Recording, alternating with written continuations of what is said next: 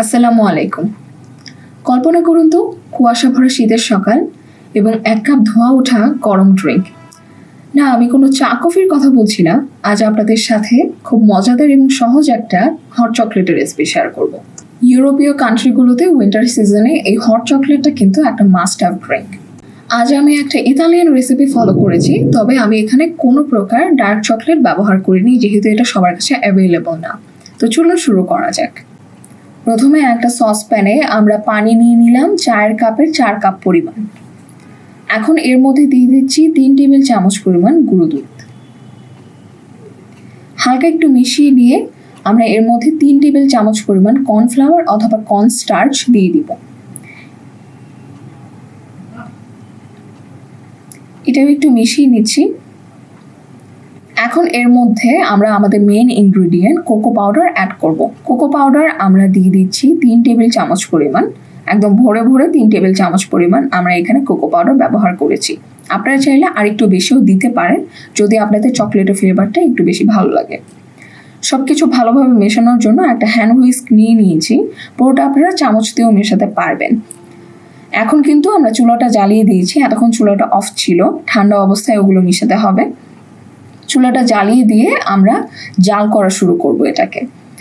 আমরা পছন্দ মতো চিনি দিয়ে দিলাম। আপনারা আপনাদের প্রেফারেন্স অনুযায়ী যে যতটুকু মিষ্টি খান সেই অনুযায়ী চিনিটা দিয়ে দিবেন।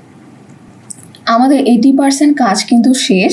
এখন আমাদের যে কাজটা বাকি সেটা হচ্ছে এই হট চকলেটটা জাল করে ঘন করা। আমরা এটা কয়েকবার বলক তুলে তারপরে ঘন করে নেব।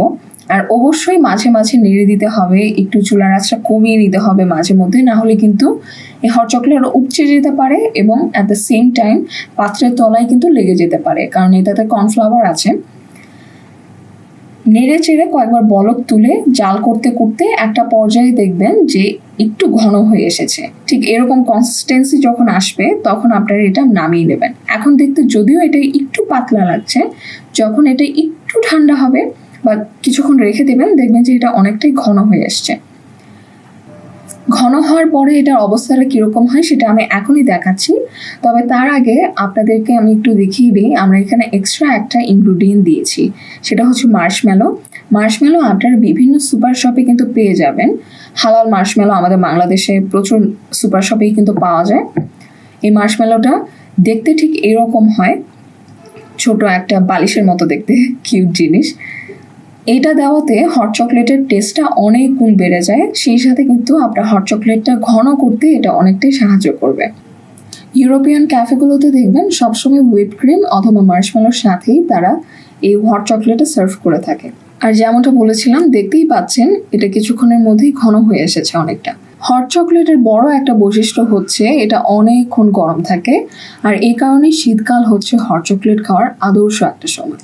আশা করি আমাদের আজকের রেসিপি ভালো লেগেছে। ভালো লেগে থাকলে অবশ্যই একটা থামস আপ দিতে ভুলবেন না, এবং এরকম নিত্য নতুন রেসিপি পেতে সাবস্ক্রাইব করে আমাদের পাশেই থাকুন। আজ এখানেই শেষ করছি। Thanks for watching. জাযাকাল্লাহ।